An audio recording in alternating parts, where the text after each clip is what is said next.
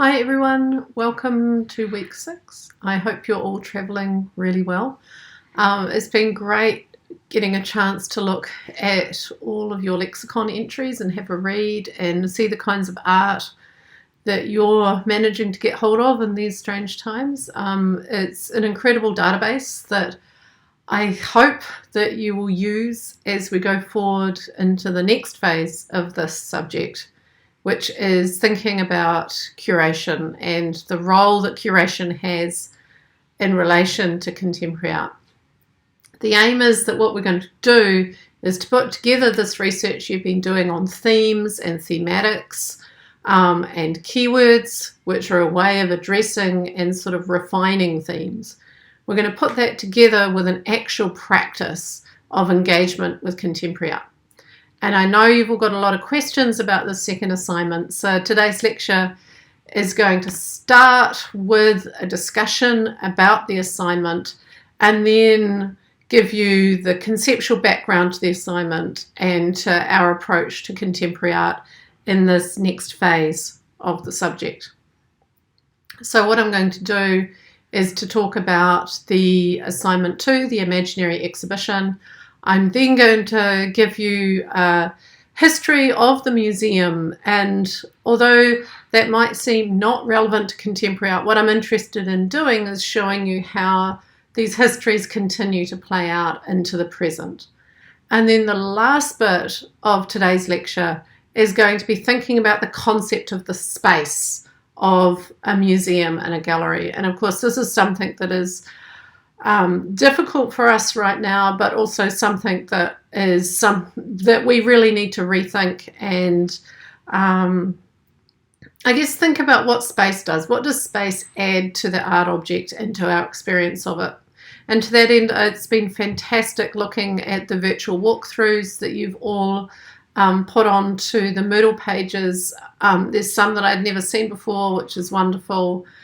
For those of you following the Facebook page, I'm trying to, as more and more galleries release their virtual walkthroughs or their approach to the virtual space, I'm feeding them all there. I'll collate a lot of these as soon as I can. I've also added a new section to the supporting readings section of the Moodle page where I'm putting up some of the most important kind of I guess, gatherings of virtual spaces that are happening at the moment. For me, this is really exciting because it's, it's contemporary art emerging as we are living right now. And it's always interesting to see how things, the speed at which people respond, and for me, the speed at which artists and galleries respond to the contemporary situation. Okay, so the imaginary exhibition. This has been an assignment that I've run for a number of years, and it's always had a slightly different inflection for each year depending on the situation. For us this year, it is even more imaginary, and of course we're having to engage with this notion of the virtual. This doesn't mean that I expect you to build a fully virtual gallery or a fully virtual walkthrough. It's possible to do this assignment in a very using cardboard and masking tape and words. This is some of the most exciting models of galleries that I've ever seen have been built from cardboard and masking tape. And if that's your approach, then use the time that you have right now, build us a gallery, put in little figures, put in little models of your artworks and film it with your phone and use that as your presentation. Or create something inside a cardboard box that gives us a sense of how to walk through and talk us through it as part of your presentation. So I'm just going to go over some of the criteria. The thing is that I want you to really push at the boundaries of what you think this project could be. If you're thinking, can I do that? Then probably the answer is yes. So what do you have to do? Your exhibition has to have a title. It has to have a curatorial statement or a curatorial vision, which must be no more than 50 words. You need to identify 3 keywords. These keywords can be from our lexicon or can be additional words, new words that weren't in the lexicon. You can push the boundaries of these however you want to, but they should be words that function as keywords. You need to choose 6 to 10 artists for your exhibition. At least one of them needs to be from the Biennale of Sydney. The number of artworks per artist is not limited, but my suggestion is that you keep this to be a modest-sized exhibition, and I'll talk about size and scale in a minute. It's important that you document the artworks, that the artworks have captions, that they have artists, that they have dates. You include images of your artworks in your exhibition walkthrough, but also in your catalogue. We want a consistent layout and curatorial feel. If your exhibition is to be staged at the top of a mountain in a wide open space overlooking the coast, there has to be a reason for that. It can't be an exhibition which is about being introverted inside a cave. So there's got to be a conceptual link between the location of the exhibition and the curatorial feel and your theme and keywords. The way to make this link is, of course, to support all of this through critical reading, which is what we want you to be doing and we hope that you're doing as you travel through. If you don't know what to read, go to the supporting reading section of the Moodle page. There's many readings about curation and curatorial practice. Pick on those, look at them, work through them. So what are the steps? Step 1, I imagine many of you have already done. Download the worksheet, complete it before week 7. Week 7 is next week. The worksheet talks you through the project. It asks you to give your exhibition a title. It asks you to identify keywords. It also asks you to write your first 50-word vision statement. So the worksheet isn't something you're going to hand in, but it's for you to work through the parameters of the exhibition to make sure that you've covered everything.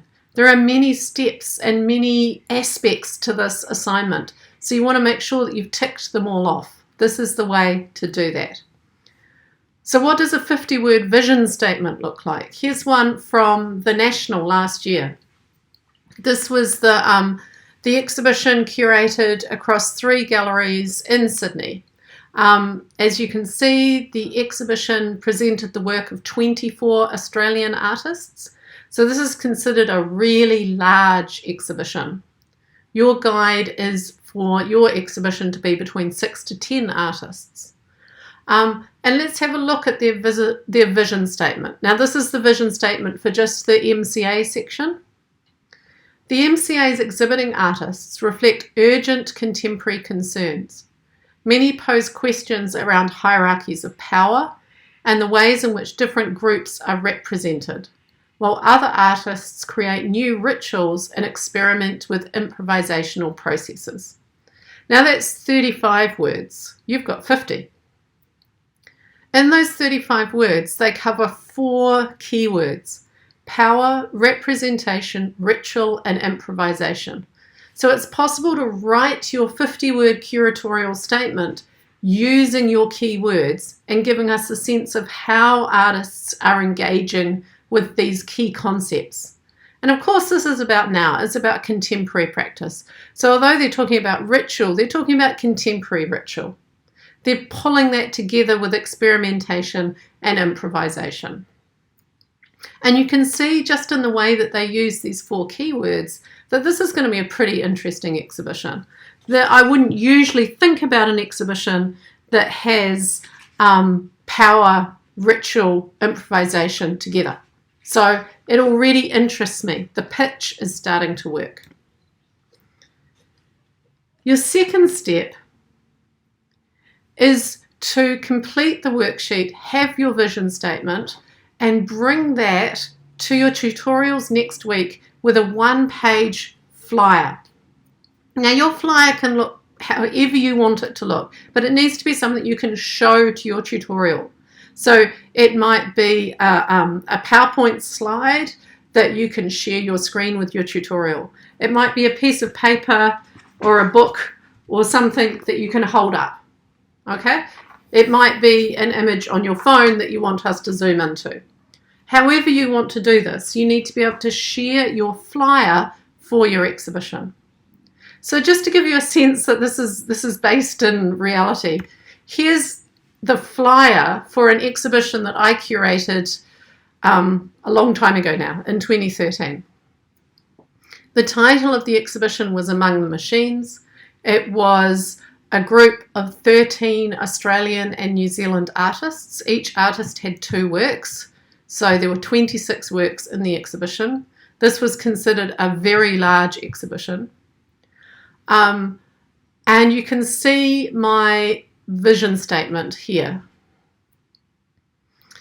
Among the Machines features works by 13 Australian and New Zealand artists who interrogate relationships between utopia, technology, nature and place. I was being pretty straightforward. Let's just put the 4 keywords there together.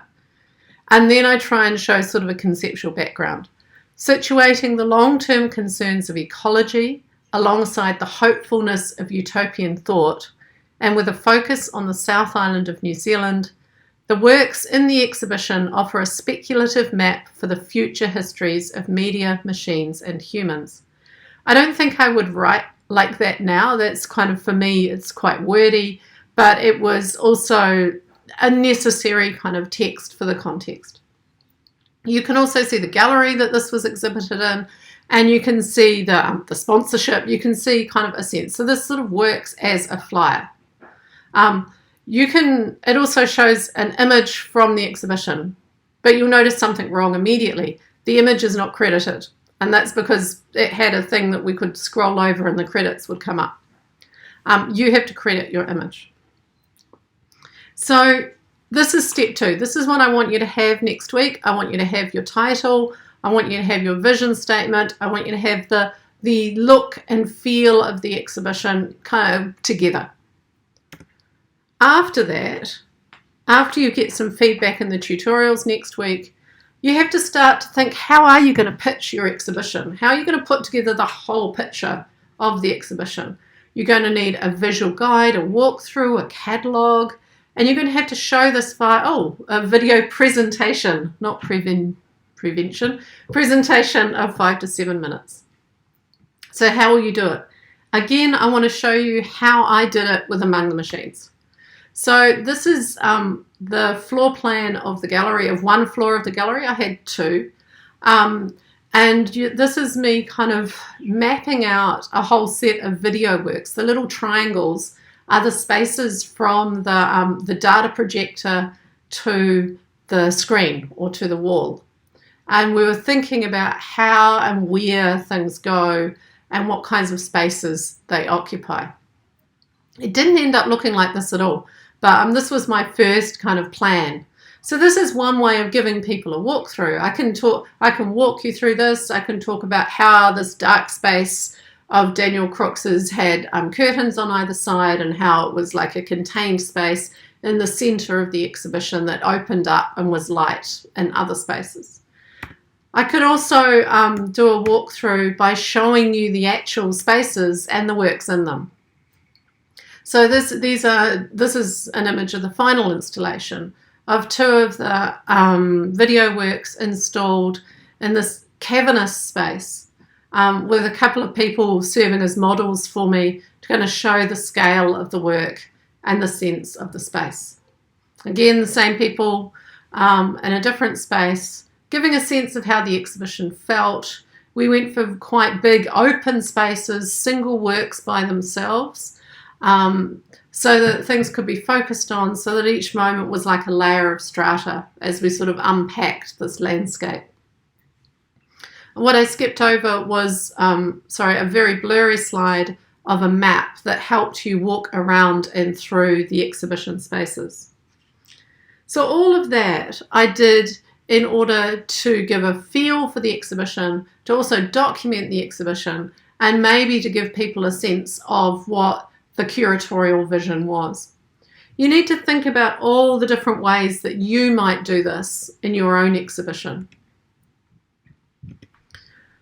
So a couple of things that have changed as a result of our moving into these online spaces. You don't have to follow the 7 minutes picture technique. You can if you want to. You still can't go over 7 minutes. You only have 7 minutes. You should upload a 5 to 7 minute video presentation before the deadline. And you should prepare a catalogue which has an essay of no more than 500 words. The aim is to do this visually. It's about how you really present this curatorial vision. So you've got the 50-word vision and you've got a 500-word catalogue. Now, for some of you, that might be an essay. For some of you, it might just be chopping up kind of small statements about individual works. You upload now a PDF of the catalogue as well as a link to your video. Okay? If you have more questions about the assignment, please upload your questions to the Moodle forum page. That way, when I answer them each morning, I'm answering them to everyone, and you're hopefully all getting your questions answered. The key thing is for next week, you have to have done that worksheet and prepared your curatorial vision. Okay. Last thing. Your exhibition is unlimited. Unlimited by budget, scale, size, your imagination. But it is limited by the number of artists, the number of words, and also by being something that makes sense. And making sense is the work of a curator, and that's what we want you to be thinking about and engaging with. So you've got 4 things you have to do. You need to do your worksheet, you need to do your flyer for next week, and then you need to upload your video and your catalogue. And all of that adds up to assignment 2. Okay, so if this is what you're doing, what does a curator do? What I just said was a curator makes sense. So how do we make sense? A key text that helps us to think about this is by this individual here, Boris Groys, and his book Art Power. And I love this image of him sitting beside 2 fire hydrants, because the fire hydrants become important in the story that we tell of the white cube that I'll get to later. What does Groys say? He says, every exhibition tells a story. By directing the viewer through the exhibition in a particular order, the exhibition space is always a narrative space. So this is 2 key words here, story and narrative. He wants us to think through how an exhibition tells a story and also the kinds of stories that it tells. So in Among the Machines, I wanted to tell the story of a place through the ways that people had imagined other stories on top of it. Now, most of you will be familiar with the South Island of New Zealand because it's where hobbits live. And so that's already an imagining on top of that space. And I wanted to challenge the hobbit myth a little bit and think of other ways that the space had been imagined. So I was interested in nature, in utopia, and in the kinds of stories that get told. Now, I didn't say any of this out loud in the curatorial. I didn't talk about hobbits. I didn't talk about the imaginings that happen through commercial film, because that's what's in my mind. Instead, I'm telling the story about the exhibition itself. So what a good curator does these kind of connections and links invisibly, so that perhaps you might see the exhibition and think about this other thing, but really your focus is on the artworks themselves. So a good curator invisibly connects and links the works together.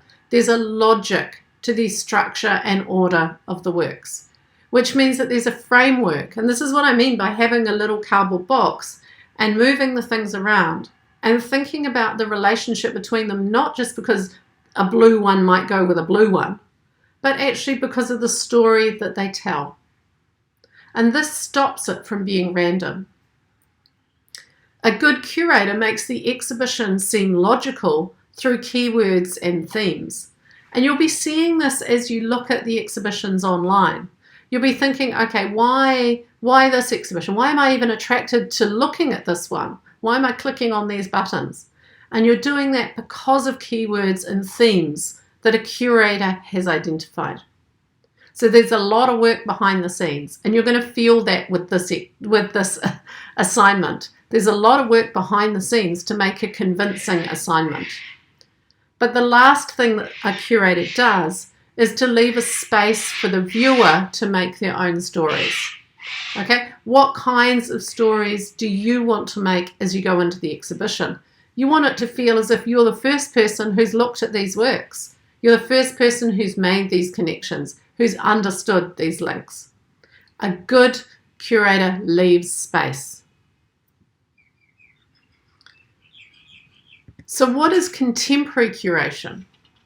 If we have this idea that we're leaving space, that we're connecting things thematically, that we're understanding all of these aspects of the gallery, then what does contemporary curation look like? Moira Riley is a key author who helps us to understand curation and also what contemporary practice might do.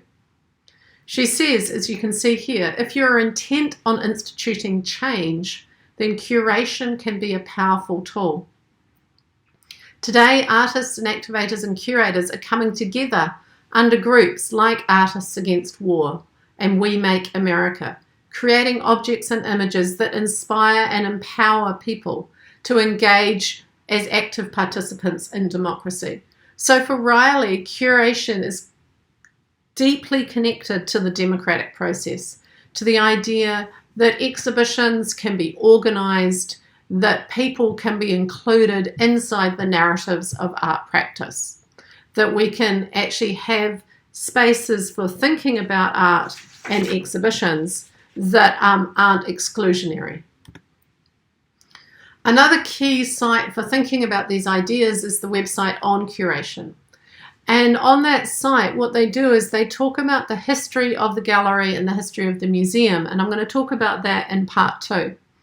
So what they introduce us to is actually the fact that the history of collection is deeply connected to the colonial enterprise and to the activities of Western people as they travelled around the planet and collected and built their galleries. Now, this still continues today as we think about and engage with the exhibition setting. So, as Migaloo says, the traditional exhibition setting also produces a specific set of subjectivities, and we need to question those and we need to think about what they are. I've already mentioned that some of you might choose to put your exhibition on the top of a mountain or in a cave. Now, by doing that, what you're doing is challenging the white cube. You're challenging this very space and structure of the gallery. So there's another approach that we have to take to curating and to contemporary art, and that is to think about how we might decolonize these spaces. What kinds of spaces are we engaging with, but also what kinds of publics are being produced inside the galleries and inside the gallery spaces. What you have to remember is this is the history of galleries and where they come from. Okay, and this history comes from the desire for public spaces in Europe, the opening up of public space and private collections. So that's what I'm going to talk about next in part 2. So I'll stop here. I'll upload part 1 and move on to part 2. Thank you.